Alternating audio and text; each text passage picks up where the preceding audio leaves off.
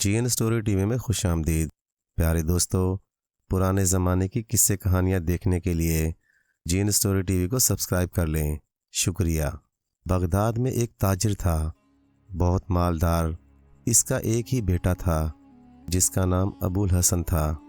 یہ اپنے ماں باپ کا بڑا لاڈلا تھا۔ باپ اس کی ہر خواہش پوری کرتا۔ ابھی یہ جوان ہوا ہی تھا کہ تاجر کا انتقال ہو گیا۔ ابو الحسن ایک بڑی جائیداد کا مالک بن گیا۔ چونکہ بچپن سے لاڈ پیار میں پلا تھا اور اب باپ کی دولت کا اکیلا وارث تھا، خوب عیش زندگی گزارنے لگا۔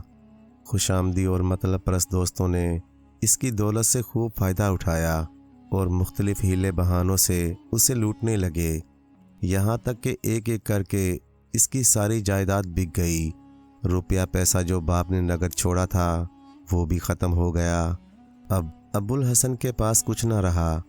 ماں نے بہت سمجھایا تھا کہ یہ دوست سب موقع پرست ہیں، ہمیں سوجھ بوجھ سے کام لینا چاہیے۔ ان پر جو تم روپیہ لٹا رہے ہو، کل یہ تمہاری طرف منہ پھیر کر بھی نہ دیکھیں گے۔ مگر ابو الحسن تو دوستوں کے نرغے میں ایسا پھنس گیا تھا کہ نکل ہی نہ سکا۔ جب اس کی جائیداد ختم ہو گئی اور روپیہ پیسہ نہ رہا تو یہ دولت بھی ایسے غائب ہو گئی جیسے گدھے کے سر سے سینگ۔ ابو الحسن کو احساس ہوا اسے مال کے نقصان کا زیادہ رنج تھا۔ ماں نے اس کی یہ حالت دیکھی تو کہا، اب پچھتانے سے کیا فائدہ، جو ہوا سو ہوا۔ اگر میری نصیحت پر عمل کرتے تو آج یہ دن دیکھنا نصیب نہ ہوتا۔ خیر، اب یوں کرو کہ میرے پاس جو زیور ہے اور جسے میں نے چھپا کر اسی برے وقت کے لیے رکھا تھا، یہ لے جاؤ اور فروخت کر کے کوئی کاروبار شروع کرو، لیکن خبردار اب کسی موقع پرست کو دوست نہ بنانا۔ ابو الحسن نے ایسا ہی کیا اور ماں کا زیور بیچ کر کاروبار شروع کر دیا۔ کچھ دن تو اس طرح گزرے، ابو الحسن سب سے الگ اپنے کاروبار میں مصروف رہا، لیکن دوستوں کے ساتھ وقت گزاری کی پرانی عادت سے مجبور ہو کر ماں سے کہا، میں دوستوں کے بغیر نہیں رہ سکتا۔ ماں نے کہا، اچھا یوں کرو کہ روز ایک نئے دوست کے ساتھ وقت گزار لیا کرو، لیکن خبردار ایک مرتبہ جس کے ساتھ بیٹھ کر کھانا کھاؤ اسے دوبارہ اپنے دسترخوان پر نہ بلانا، نہ اس سے کوئی واسطہ رکھنا۔ ابو الحسن نے سوچا کہ شہر کے دوستوں کے ساتھ تو ایسا نہیں ہو سکتا کہ دوبارہ ان سے نہ ملا جائے۔ میں ایسا کروں گا کہ شہر میں آنے والے مسافروں میں سے کسی ایک کو روزانہ اپنے گھر لے آیا کروں گا اور رات کا کھانا کھلا کر صبح کو رخصت کر دیا کروں گا۔ چنانچہ یہ سوچ کر اس نے اپنا یہ وتیرہ بنا لیا کہ روز شام کو شہر پناہ کے دروازے کے باہر پل پر بیٹھ جاتا اور جو مسافر اس کو آتا دکھائی دیتا اس کو گھر لے آتا، اس کو اپنے ساتھ کھانا کھلاتا، رات کو اپنے گھر میں سلاتا اور صبح کو رخصت کر دیتا۔ ایک دن حسب معمول وہ پل پر بیٹھا کسی مسافر کا انتظار کر رہا تھا کہ خلیفہ ہارون رشید تیل کے سوداگر کا بھیس بدلے اپنے ایک غلام کے ساتھ شہر کا گشت کرنے کے لیے وہاں پہنچے۔ ابو الحسن نے سلام دعا کے بعد اپنے گھر آنے اور رات بسر کرنے کی دعوت دی۔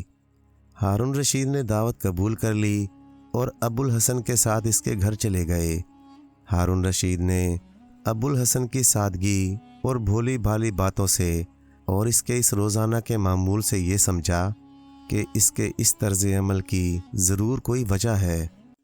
چنانچہ کھانا کھانے کے بعد جب وہ باتیں کرنے کے لیے بیٹھے تو انہوں نے ابو الحسن سے اس کے حالات معلوم کرنے چاہے۔ ابو الحسن نے اپنے بغدادی دوستوں کا سارا قصہ سنا دیا اور اپنی ماں کی نصیحت بھی بتا دی۔ خلیفہ نے سن کر کہا کہ واقعی ایسے دوستوں پر تو میرا بھی دل چاہتا کہ لعنت بھیجوں۔ پھر جب کافی رات گزر گئی تو خلیفہ بولے، ابو الحسن اب آپ آرام کریں، مجھے بھی صبح کو سفر کرنا ہے، مگر میں چاہتا ہوں کہ جانے سے پہلے آپ کی مہمان نوازی کا کچھ بدلہ چکا دوں۔ ابو الحسن نے کہا، مجھے کسی چیز کی ضرورت نہیں، اللہ کا دیا سب کچھ ہے۔ میں تو آپ کا احسان مند ہوں کہ آپ نے میری دعوت قبول کی اور میرے گھر آئے۔ خلیفہ ہارون رشید بولے، مجھے تو آپ کے ہاں آ کر خوشی ہوئی، اللہ آپ کو اور زیادہ خوشحالی عطا کرے۔ آپ کو کسی چیز کی ضرورت نہیں، پھر بھی آپ کا کوئی کام ہو تو بتائیے، مجھے وہ کرنے میں خوشی ہوگی۔ میں بھی چاہتا ہوں کہ آپ کی کوئی خدمت کروں۔ آپ کی کوئی خواہش ہو، کوئی تکلف ہو تو بتائیے۔ ابو الحسن بولے، آپ کا شکریہ، میری کوئی خواہش نہیں، البتہ مجھے ایک تکلیف ضرور ہے، مگر اس میں آپ کچھ نہیں کر سکتے۔ بات یہ ہے کہ اس محلے کی مسجد کا جو مؤذن ہے وہ اور اس کے ساتھی بہت پاجی ہیں۔ ان کی حرکتوں سے پورا محلہ پریشان ہے، مگر وہ کچھ نہیں کر سکتے۔ اگر اللہ تعالیٰ ایک دن کے لیے مجھے خلیفہ بنا دے تو میں اس مؤذن کو اور اس کے ساتھیوں کو ایسی سزا دوں کہ ساری زندگی یاد رکھیں۔ خلیفہ یہ سن کر مسکرائے اور بولے، اللہ کرے آپ کی یہ آرزو پوری ہو۔ انہوں نے دل میں سوچا کہ جیسے بھی ہو اس کو ایک دن کے لیے خلیفہ ضرور بناؤں گا۔ یہ سوچ کر انہوں نے نظر بچا کر بے ہوشی کی دوا ابو الحسن کی چائے کی پیالے میں ڈال دی۔ ابو الحسن قہوہ پیتے ہی دوا کے اثر سے بے ہوش ہو گیا۔ خلیفہ نے اپنے غلام کو حکم دیا کہ اس کو اٹھا کر محل میں لے جائے اور ان کی خوابگاہ میں پہنچا دے۔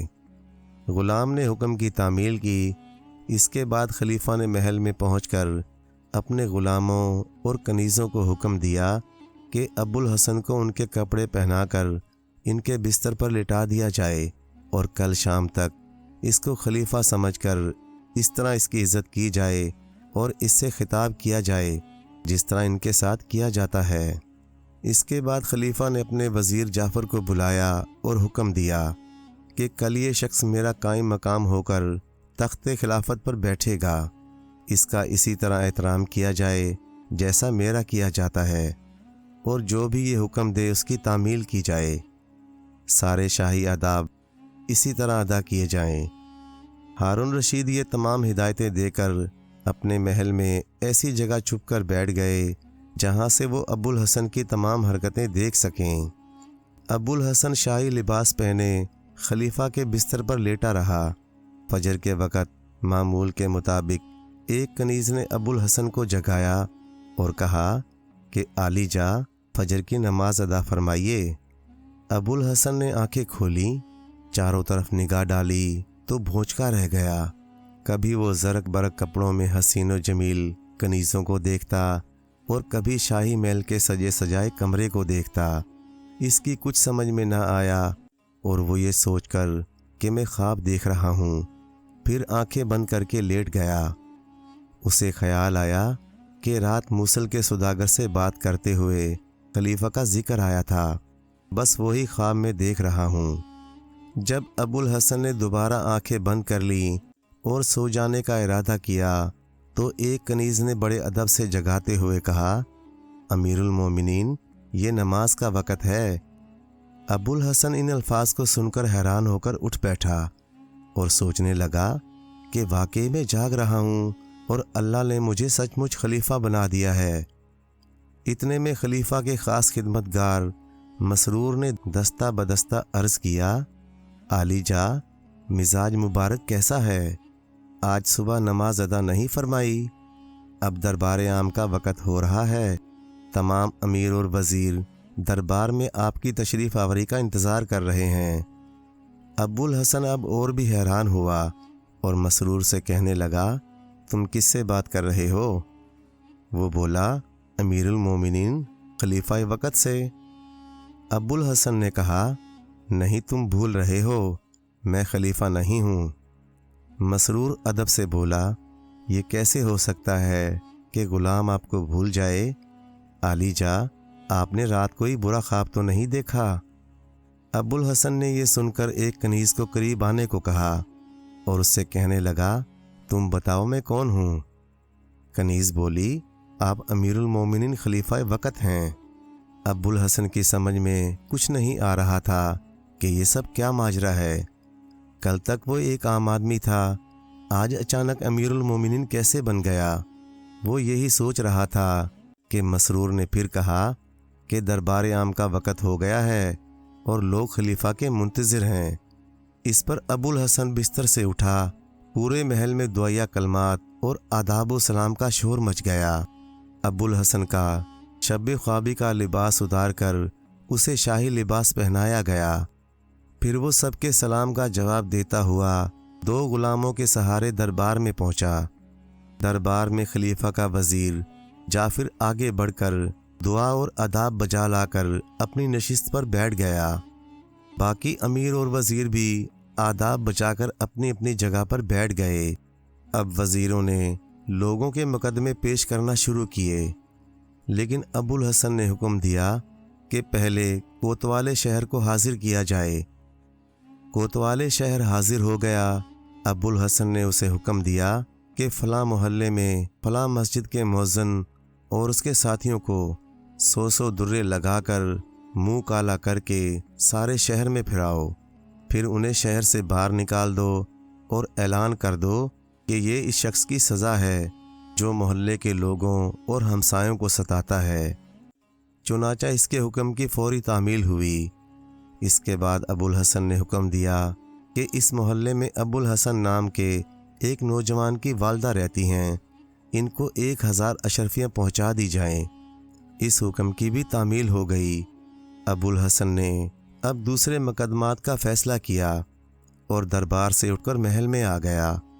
خلیفہ کا خادم خاص مسرور ابو الحسن کو پہلے کھانے کے کمرے میں لے گیا، جہاں خادمائیں اور کنیز نے بڑے ادب سے طرح طرح کے لذیذ کھانے دسترخوان پر لگا دیے۔ ابو الحسن کے کھانا شروع کرتے ہی گانے والیاں سلام کرتی ہوئی آ گئیں اور گانے اور ساز بجانے لگیں۔ ابو الحسن حیرانی سے یہ سب کچھ دیکھ رہا تھا۔ اسے اب بھی یقین نہیں آ رہا تھا کہ یہ سب کچھ حقیقت ہے اور وہ کوئی خواب نہیں دیکھ رہا۔ یہ یقین کرنے کے لیے وہ جاگ رہا ہے۔ اس نے اپنی بوٹی نوچی اور جب تکلیف ہوئی تو دل میں کہنے لگا، یہ خواب نہیں حقیقت ہے، میں واقعی خلیفہ بن گیا ہوں۔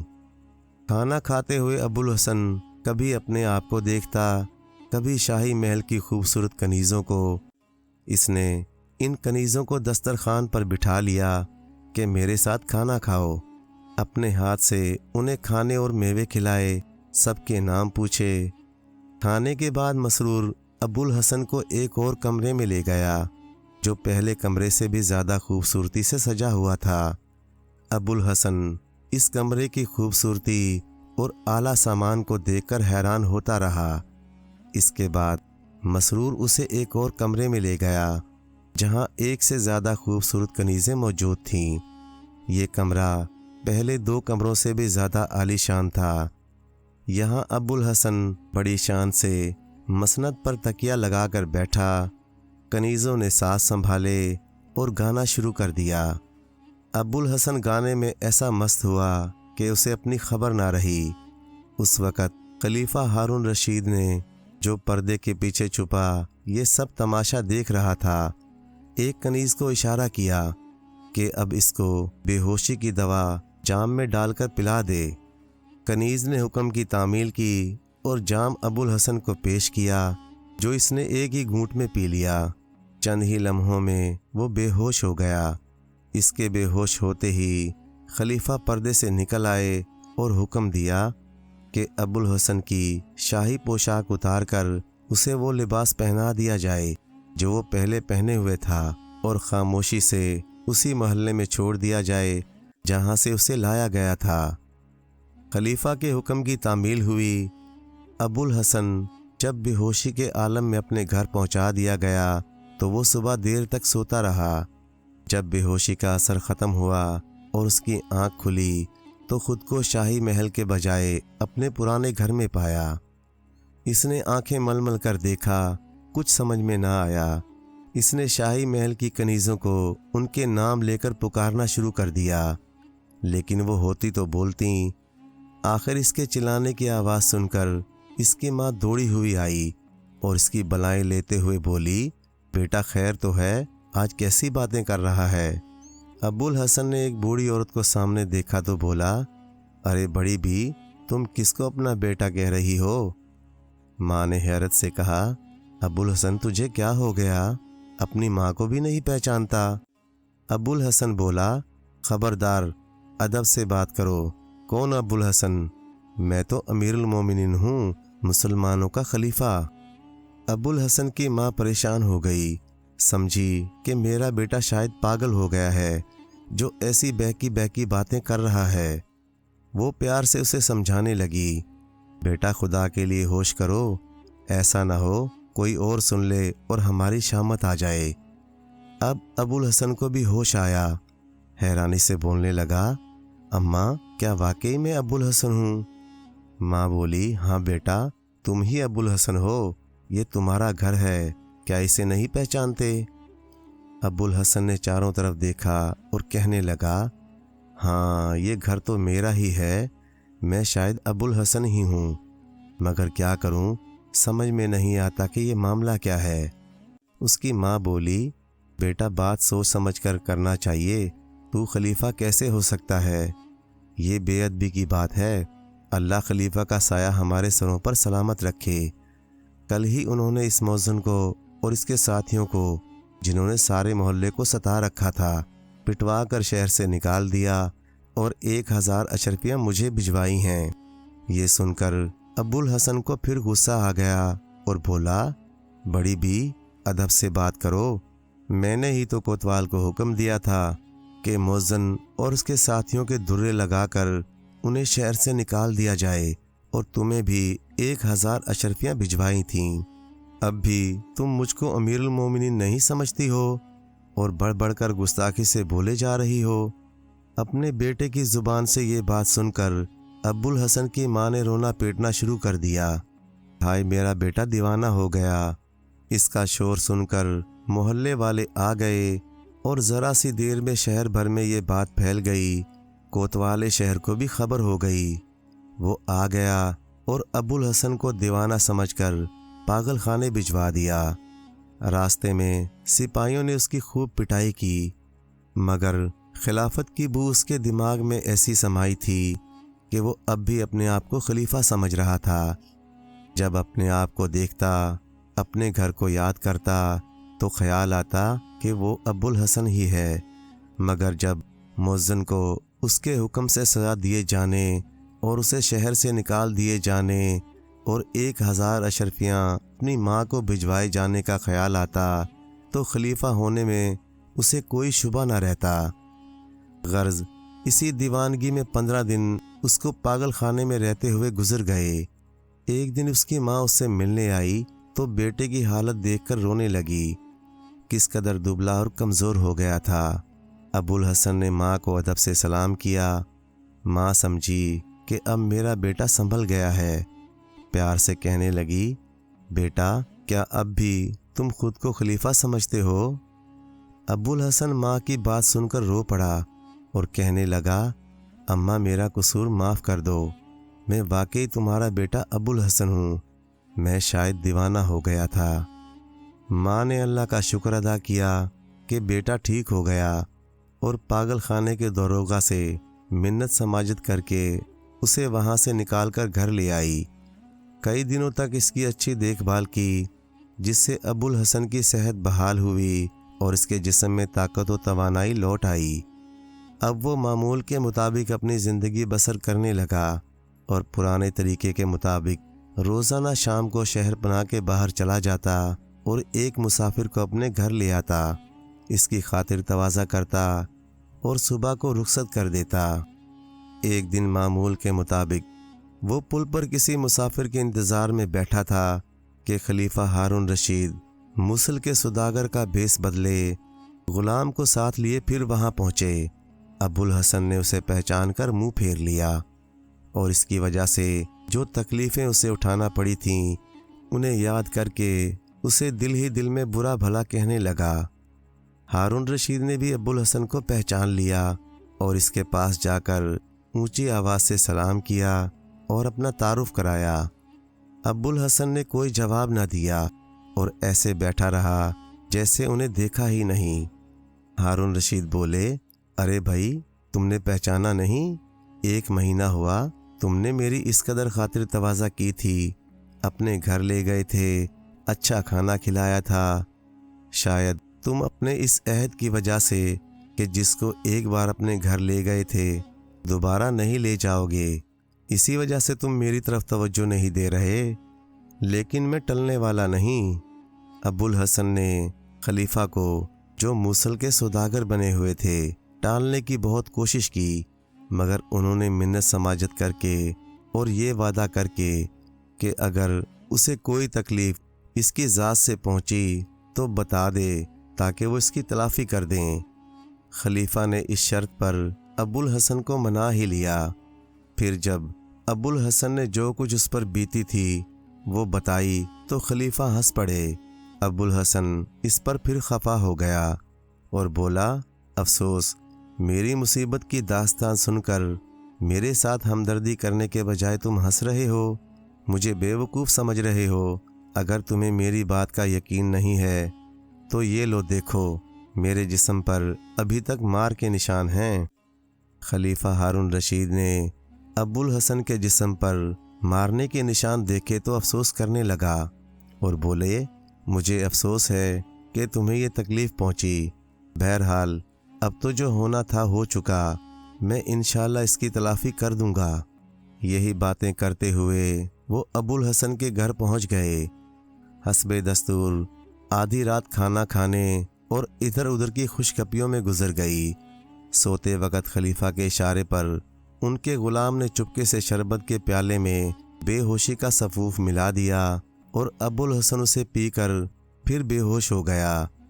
خلیفہ نے اپنے ملازم کو حکم دیا کہ اسے محل میں لے جایا جائے اور پھر خود بھی ابوالحسن کے مکان کا دروازہ بند کر کے محل میں پہنچ گئے۔ محل میں پہنچ کر خلیفہ نے حکم دیا کہ ابوالحسن کو عمدہ شاہی پوشاک پہنا کر ان کی خوابگاہ میں لٹا دیا جائے، اور جب وہ صبح سو کر اٹھے تو پہلے کی طرح اس کے ساتھ اسی طرح کا برتاؤ کیا جائے جس طرح خلیفہ کے ساتھ کیا جاتا ہے، اور اس کے ادب و احترام میں ہرگز کوئی کمی نہ کی جائے۔ صبح سویرے جب ابوالحسن نیند سے بیدار ہوا تو شاہی محل کی اسی خوبصورت خوابگاہ میں اپنے آپ کو پا کر سخت حیران ہوا، اور اس سے پہلے جو کچھ اس پر گزری تھی وہ سب یاد آ گئی۔ حسب معمول کنیزوں نے ساز چھیڑے اور گانا شروع کیا تو ہارون رشید نے، جو پردے کے پیچھے چھپے بیٹھے تھے، انہیں خاموش رہنے کا اشارہ کیا تاکہ ابوالحسن کی باتیں سن سکیں۔ ابوالحسن نے آنکھیں کھول کر چاروں طرف نگاہ ڈالی اور کہنے لگا، افسوس، آج میں پھر وہی بھیانک خواب دیکھ رہا ہوں جس کی وجہ سے مجھے پاگل خانے جانا پڑا اور میں نے مار کھائی۔ اب پھر میرے ساتھ وہی کچھ ہوگا۔ یقیناً موصل کا سوداگر کوئی شیطان ہے۔ یہ کہہ کر اس نے اپنی آنکھیں پھر بند کر لیں اور دل میں دعا کرنے لگا کہ وہ اس شیطانی اثر سے نکل جائے۔ تھوڑی دیر بعد ابوالحسن نے آنکھیں کھولی تو پھر وہی منظر دیکھا۔ شاہی محل کی آراستہ پیراستہ خوابگاہ اور خوبصورت کنیزیں خدمت کے لیے چاروں طرف کھڑی ہیں۔ اس نے گھبرا کر دوبارہ آنکھیں بند کر لیں۔ کنیزوں نے بڑے ادب و احترام سے بار بار اٹھانے کی کوشش کی، مگر ابوالحسن اب ان کے دام میں نہیں آیا، اور یہ کہہ کر انہیں جھڑک دیا، کیوں خواہ ایک غریب آدمی کو خلیفہ بنا رہی ہو؟ جاؤ اپنا کام کرو۔ کنیزیں کہنے لگیں، معلوم ہوتا ہے عالی جا کوئی برا خواب دیکھ لیا ہے اور ابھی تک اس کے اثر میں ہیں۔ ابوالحسن بولے، دیکھو، اس سے پہلے بھی مجھے ایسا خواب دیکھنے کی سخت سزا بھگتنی پڑی ہے جس کے نشان ابھی تک میرے جسم پر ہیں۔ اب میں تمہاری کوئی بات سننے والا نہیں۔ ایک خوبصورت کنیز بولی، عالی جا، آپ نے یقیناً کوئی برا خواب دیکھا ہے، آپ تو کل سے شاہی محل کے باہر تشریف ہی نہیں لے گئے۔ دوسری کنیزوں نے بھی اس کی تصدیق کی اور سب کہنے لگیں، جی ہاں، آپ تو محل سے باہر گئے ہی نہیں، یہیں خوابگاہ میں آرام فرما رہے ہیں۔ ان باتوں کو سن کر ابوالحسن سوچ میں پڑ گیا کہ کیا میں واقعی خلیفہ ہوں؟ میں جو پاگل خانے لے جایا گیا اور جو میں نے مار کھائی، کیا وہ خواب تھا، یا یہ جو میں اب دیکھ رہا ہوں یہ خواب ہے؟ اسی دوران خلیفہ کے اشاروں پر کنیزوں نے ناچنا شروع کر دیا۔ ابوالحسن کچھ دیر تو خاموشی سے سنتا رہا اور پھر بستر سے کود کر کنیزوں کا ہاتھ پکڑ کر ناچنے لگا۔ وہ کچھ ایسا جوش میں آیا کہ اپنا شاہی لباس پھاڑ ڈالا اور ایک دھما چوکڑی مچا دی۔ خلیفہ ہارون رشید نے جو یہ حال دیکھا تو ہنس ہنس کر لوٹ پوٹ ہو گئے اور بے قابو ہو کر پردے سے نکل آئے۔ ابو الحسن نے خلیفہ ہارون رشید کو پہچان لیا اور بولا، اچھا یہ آپ ہی ہو جو موصل کے سوداگر کے بھیس میں میری ساری تکلیفوں کے باعث بنے۔ ساتھ ہی وہ یہ سب کچھ بھی سمجھ گیا کہ خلیفہ نے اس کے ساتھ یہ سب کچھ مذاق کے طور پر کیا ہے، اور میں جو کچھ دیکھ رہا تھا وہ حقیقت تھی، کوئی خواب نہیں تھا۔ خلیفہ نے آگے بڑھ کر ابو الحسن کو گلے لگا لیا اور کہنے لگے، ابو الحسن غم نہ کرو، میں تمہاری ساری تکلیفوں کی تلافی کر دوں گا۔ ابو الحسن بولا، واہ علی جا واہ، یہ خوب بات ہے، آپ کے مذاق نے تو میری جان ہی لے لی تھی، مجھے پاگل خانے جانا پڑا اور مار الگ کھائی۔ خلیفہ بولے، مجھے بہت افسوس ہے کہ ایسا ہوا، بہرحال اب تم میرے دربار میں رہو گے۔ پھر انہوں نے حکم دیا کہ ابو الحسن کو عمدہ لباس پہنایا جائے، ایک اچھا سا مکان اس کو رہنے کے لیے دیا جائے اور 1000 اشرفیاں ماہانہ خرچ کے لیے دے دی جائیں۔ ابو الحسن انعام و کرام کے بعد اپنے گھر آیا اور سارا قصہ اپنی ماں کو سنایا۔ اس کی ماں نے اللہ کا شکر ادا کیا کہ اس نے خلیفہ کو ان پر مہربان کر دیا۔ کچھ وقت گزرنے کے بعد ایک دن ہارون رشید نے اپنی ملکہ زبیدہ سے کہا کہ میں دیکھتا ہوں کہ جب ابو الحسن محل میں آتا ہے تو ملکہ کی کنیز نزہت کی طرف اس کی زیادہ توجہ رہتی ہے، نزہت بھی اس کی طرف مائل نظر آتی ہے، اس لیے میرا خیال ہے ان دونوں کی شادی کر دینی چاہیے۔ ملکہ زبیدہ نے کہا، ان کا خود بھی خیال یہی تھا، ان دونوں کی شادی ہو جانی چاہیے، یہ دونوں خوش رہیں گے۔ چنانچہ خلیفہ کے حکم پر ابو الحسن اور نزہت کی شادی ہو گئی۔ خلیفہ نے تحفے میں ابو الحسن کو اپنے محل کے قریب ایک محل رہنے کو دے دیا اور ملکہ نے نزہت کو اتنا سامان دے دیا کہ ان کا گھر بھر گیا۔ ابو الحسن اور نزہت خوش و خرم زندگی بسر کرنے لگے۔ ابو الحسن روزانہ دربار میں حاضر ہوتا، نزہت ملکہ کی خدمت میں دن گزارتی، ہر طرح کا عیش و آرام تھا، لیکن دونوں تھے فضول خرچ، جو تنخواہ دربار سے ملتی چند دنوں میں اڑا دیتے۔ ان کی فضول خرچی اس قدر بڑھ گئی کہ وہ تنگ دست ہو گئے۔ سوچا کہ اب کیا کریں، خلیفہ یا ملکہ سے مانگے تو کیسے، انہیں شرم آتی تھی۔ یہ سوچتے ہوئے ابو الحسن کو ایک ترکیب سوجھی۔ اس نے نزہت سے کہا، تم ایک سفید چادر اوڑھ کر مردہ بن کر لیٹ جاؤ، میں خلیفہ کے پاس جا کر کفن دفن کے بہانے کچھ رقم لے آؤں گا۔ نزہت نے ایسا ہی کیا اور ابو الحسن روتا پیٹتا خلیفہ کے پاس پہنچا۔ خلیفہ نے پوچھا، کیا ہوا، کیوں اس قدر پریشان ہو؟ ابو الحسن بولے، عالی جا، مجھ پر غم کا پہاڑ ٹوٹ گیا، میری نزہت مر گئی۔ یہ سن کر خلیفہ افسوس کرنے لگا اور ابو الحسن کو تسلی دینے لگا۔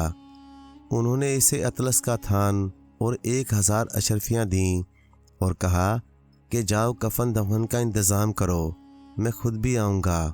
ابو الحسن اطلس کا قیمتی تھان اور 1000 اشرفیاں لے کر خوش خوش گھر آیا اور نزہت سے بولا، اب میں مردہ بن کر لیٹتا ہوں، تم ملکہ کے پاس جاؤ، تمہیں بھی کچھ مال مل جائے گا۔